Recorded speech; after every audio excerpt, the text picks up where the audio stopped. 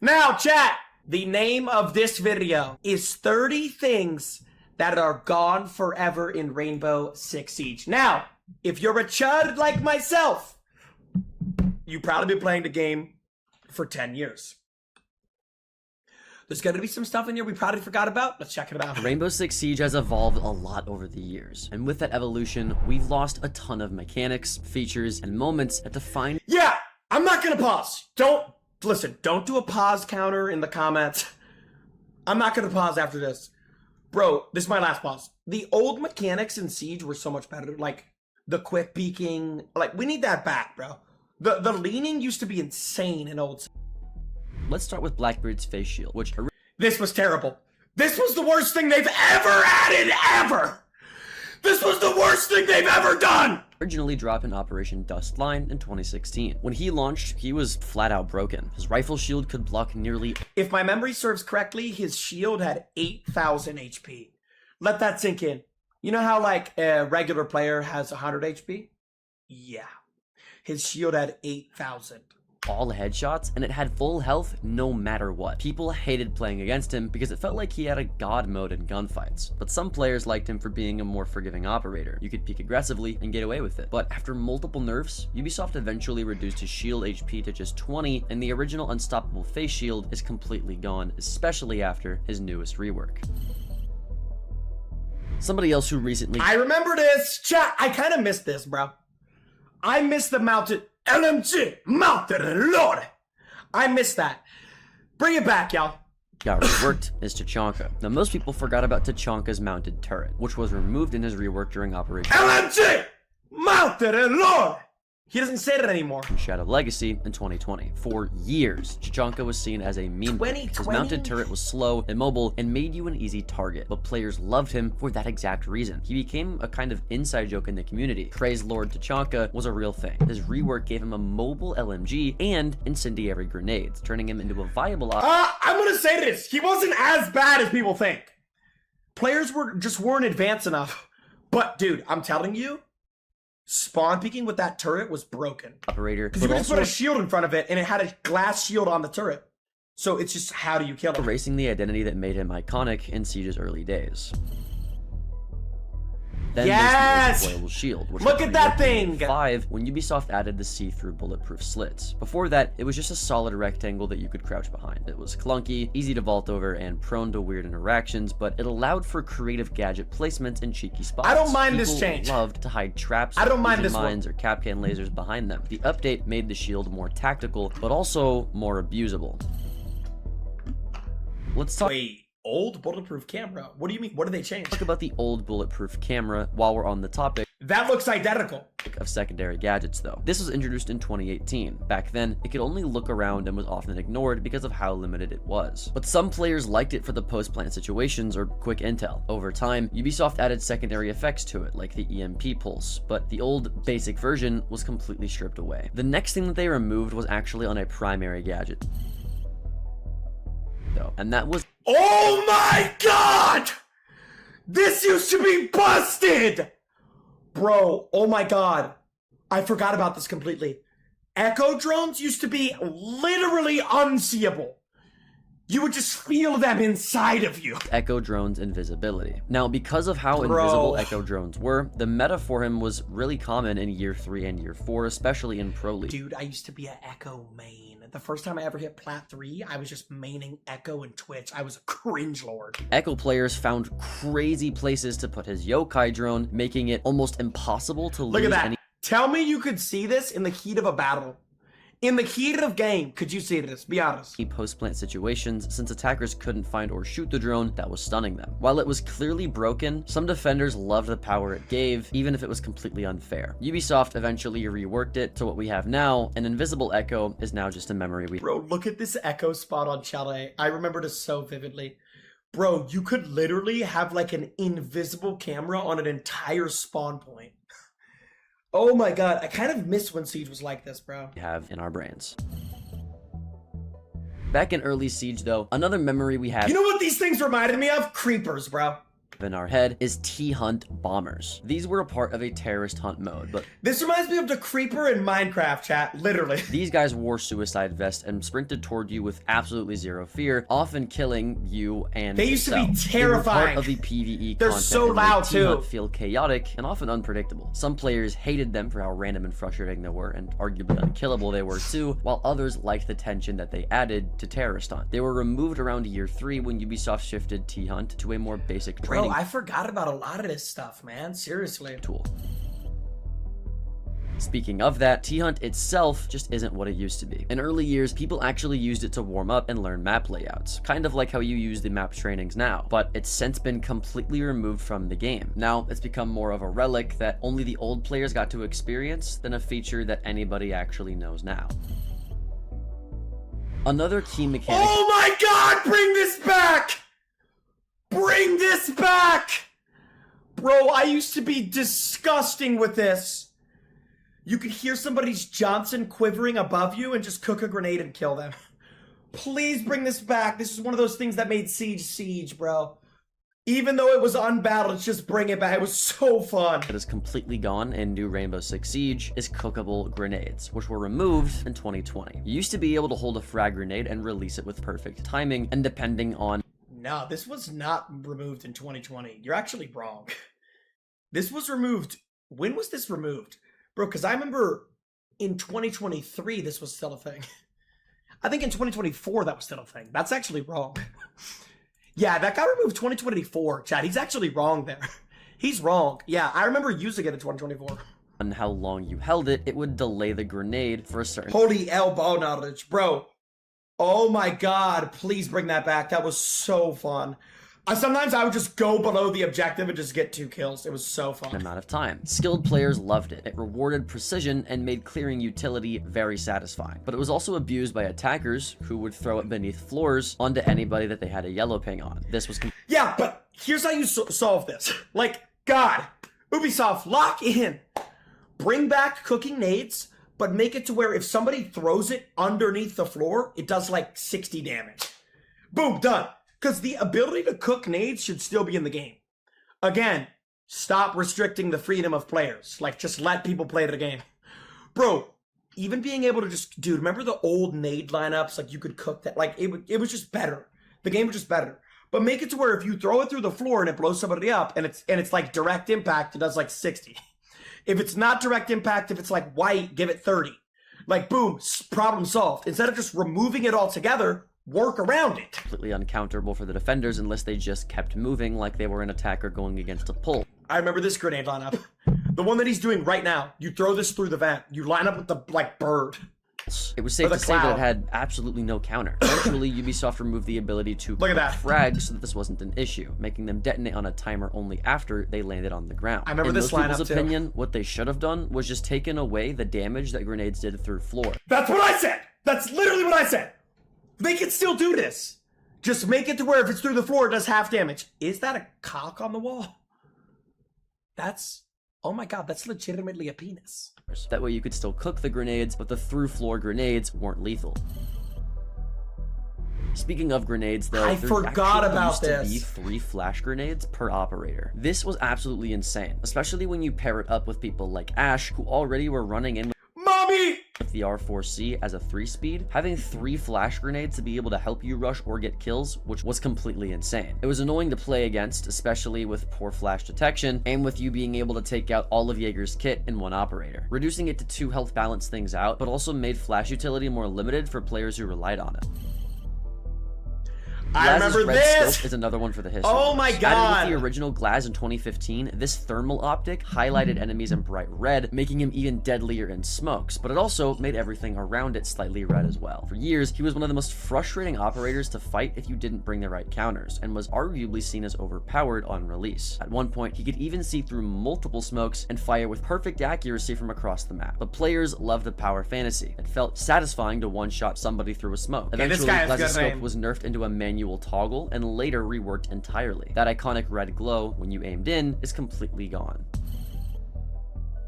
But so is the old Clash shield. If you don't know, with Siege X coming out shortly after this video will be released, Clash, as you know her, and her shield— Let me just say this, man. if you use shield operators, like, that's fine. Everybody has their moments of depression. If you are one of probably 400 people in the planet who actually mains shields, like when you get on the game, you main shields, I legitimately despise you. Like, I'm talking with every bone in my body, with every nerve in my penis, like, I legitimately hate you. Like, I hate you to the core. Like, I legitimately wish the worst for you. If you main shields, you're a loser. Is completely gone, and now it's been replaced by an even wider and taller shield that you're able to deploy like a deployable shield and shock with remotely while swinging off of it with your gun. It's safe to say that New Clash is completely overpowered, and in my opinion, as someone who has played in the test server, one of the best defenders in the game, or at least she will be once people realize how to use her new shield, because Clash's old shield is completely gone. Just like the old knife animation. Why do I, like, not really remember this? Knife animation that used to happen when you would melee. It used to be fast and simple. When you'd melee, it would arch your arm from left to right and make a circular sweeping motion. In a tactical FPS, though, this is just not how you stab somebody or cut somebody if you're trying to actually hurt them. That? Now, when you actually use your melee, you try to stab them with the knife instead of just throwing your arm in a circle like a moron. Some players prefer the new style for its tactical approach, but many old school players miss how clean the old knife used to feel. I can't tell the difference of what he just showed. He just showed the exact same knifing animation twice. Unless I am, like, unintelligent. It used to be fast and simple. Okay, there's that. When you'd melee, it would arch your... Okay, and then there's... Players prefer the new style for its tactical... That's the same fucking thing. Am I hammered? That he literally showed the...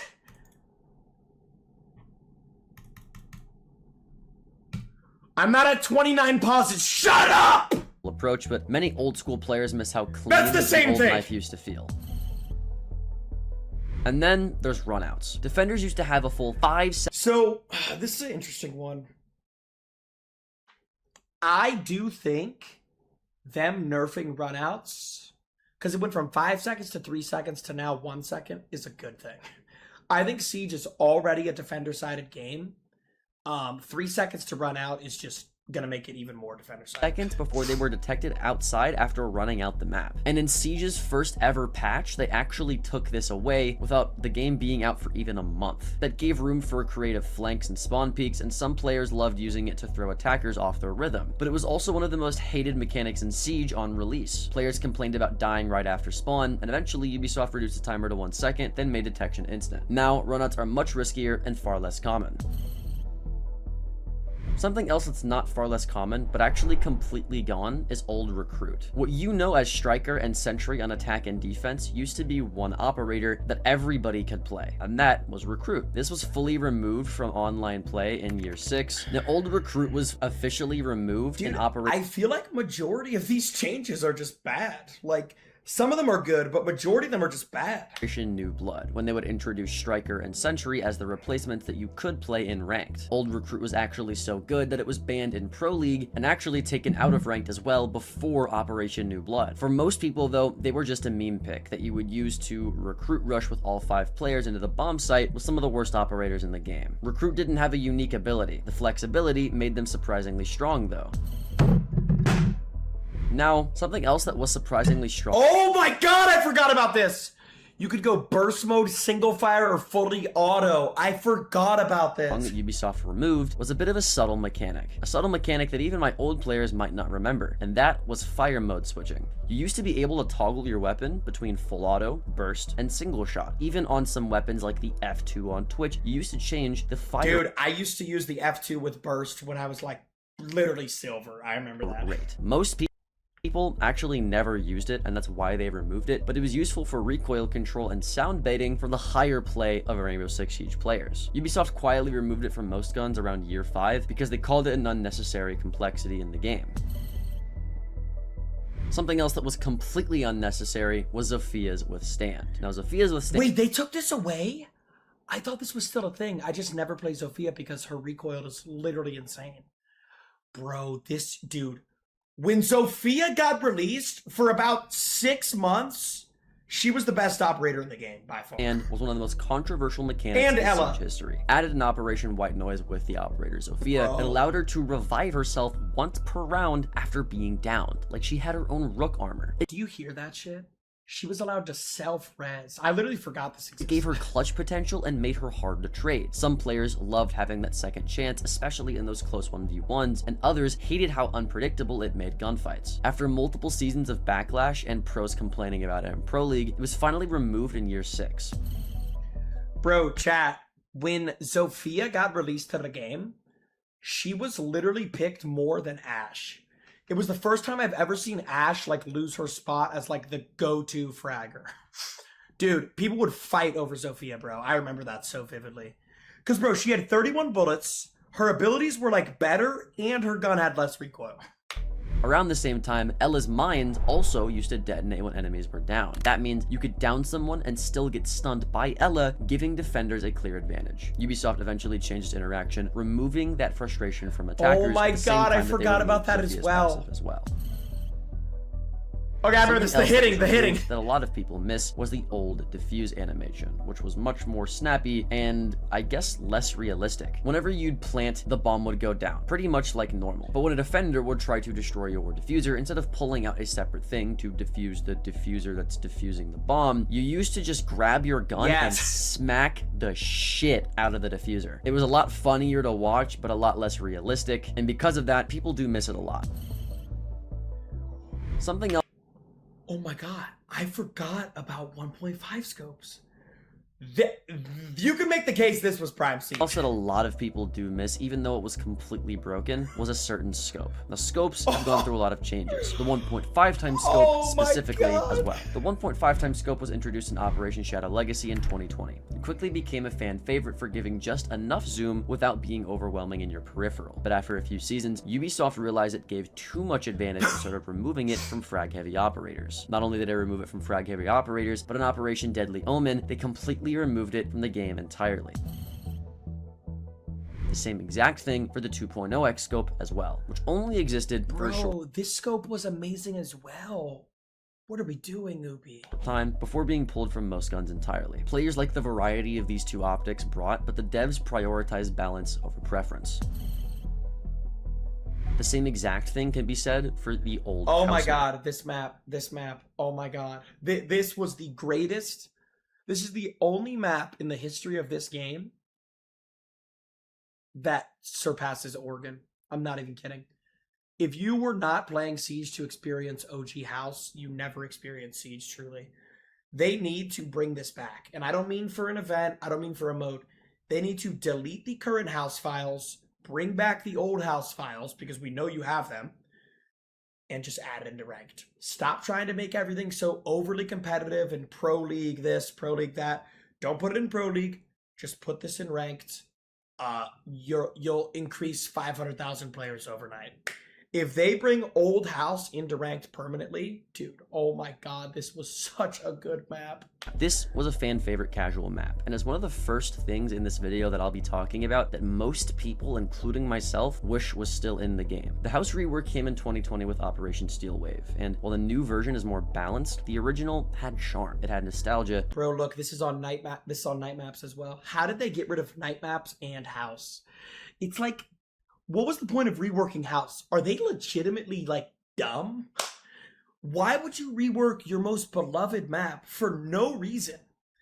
And then why would you get rid of night map? And it was the first map ever made that really instilled itself in the fans' hearts. It was a small, fast-paced, and pure chaos map. People miss it because it represented a simpler time in Siege, before every map needed to be esports ready. Bingo. Literally hit the nail on the head. Stop trying to make ranked like esports. Hey, brother, my teammates are not playing like it's esports. They're in the objective in 11 seconds. Like, people who play Siege are playing to have fun, dude. They're not playing to be a fucking pro, okay? Bring back Old House. I'm not kidding when I say this. Bring back Old House and put it in ranked, all right? You will gain so many players, like, overnight. Just do it. It's so easy. It's like a slam dunk. Another change that sped up the game was the removal of slow reinforcements. In early Siege, reinforcing a wall took longer, and you had to really plan your preparation. This sucked. Mess it up, and This was a good change by them. All right, now I'm done pausing. Because y'all are going to count. I'm done. Reinforcing mid-round while under fire. It was tense, and some players enjoyed that pressure. Ubisoft later on sped the reinforcement animation up to improve flow, which really helped, but also removed the high-risk moment. Somebody's risk that actually got increased over time is Thatcher. Now, old Thatcher is... I just got a reminder, we need to watch operator intros after this. We need to dedicate 10 minutes to that. Somebody that's been nerfed over time. His EMPs used to completely disable or destroy in certain electronics instantly. If there were bandits on a wall, you'd throw an EMP down and the bandits would die and would disappear and would be gone. They wouldn't just disable them, they would kill them. Simple, effective, and way too overpowered. But with the rise of electronic utility with operators like Cade, Aruni, it became way too much. Ubisoft changes EMPs to temporarily disable gadgets in year 7, and while he's still strong now, he's not the must pick he once was. The exact Invisible Legion! I can't believe... Okay, this was a good change. Legion used to be disgusting! Oh my god, I forgot about this. Invisible Legion mines. Dude, do y'all remember, like, the towers of Legion mines people would make? But this is something that OG players remember. Bro, you could get, like, 5 Legion mines and stack them on top of each other, and they were all invisible, so an attacker would walk into it and just die if they were, like, somewhat low. Exact same thing can be said about the next operator, which is Legion, and I specifically want to talk about the removal of invisible Legion mines. Invisible Legion mines were another annoying part of early Siege. They used to be completely hidden from view. No glow, no sound. You'd be walking through a room and suddenly start limping. It was rage-inducing for a... Do you see that? Right before he dies, I'm gonna pause perfectly, chat. Look, ready? One more second. That's how they looked. Wait. Now, that used to be a Legion mine. That is disgusting. Bro, used to be able to get like 5 of these on top of each other and just... It was like a cap can trap, basically. But this time you couldn't even see it.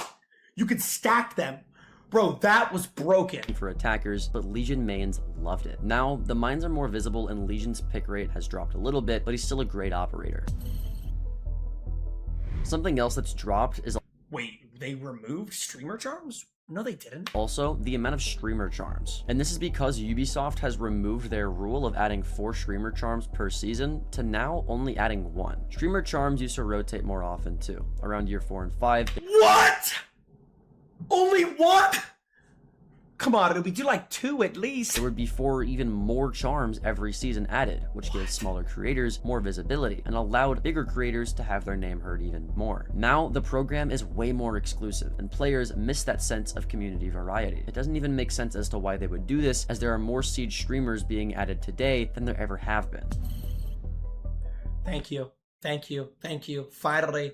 I thought you were going to forget it for a second. Another atmospheric change was the removal of night maps, which disappeared in 2020. If you didn't know, some maps used to only be at night, which made spawn peeking and seeing attackers outside really hard to do. Some people hated how hard it was to see, but... Yeah, but it was also immersive. When it was 2:35 in the morning and you and your friends were going to rush site and it was night out, it was immersive, bro. Like, oh my god, this was so peak. Others loved the unique vibe it brought. It made maps feel different. This was so peak. Even if the layout was the exact same. Oh my god, I remember this. Angled grip though, which used to give a much bigger ADS speed boost. Fraggers loved it because you can swing corners lightning fast on guns with no recoil. Ubisoft later completely reworked the angled grip, making it to where you could reload faster instead of making it to where you could ADS faster. Another attachment they completely changed is the laser sight. The laser sight made it to where, when you were hip firing, your bullets were more accurate, which in most case scenarios was actually pretty useless. Now, aside from Wait, they got rid of this? I did not know that. Hitting a visible beam, that actually makes you ADS faster, which is pretty useful. It can give away your position, but unless you're on defense as an attacker, that's not really an issue, because they probably know where you're coming from anyways. It makes sense from a realism standpoint, but old players definitely feel the difference. Another thing that 3-map ban system. I do kind of miss the 3-map ban system. Because now on the 5-map ban system, it's just so much more random what map you get. Most old players can feel the difference of is the removal of the 3. Dude, this was so good. Because, like, you kind of always sort of knew what map you're going to get. Now it's like, I feel like I just get Fortress now. Map ban system. The 3-map ban system was introduced in Operation Shadow Legacy during 2020 and removed in 2023. This gave players less control over what maps they played, because if you're only banning 3 maps, you can just communicate to the enemy team what map you're banning, so they ban the other bad map, and then you ensure that you play the same maps over and over and over again. Now, they removed it to where you have 5 maps in the map pool. That way, even if you ban 2 bad maps, it's still not guaranteed what map you can play, which does force you to play those bad maps and learn them sometimes. Overall, a healthy change, but one that a lot of people didn't like. Oh my god.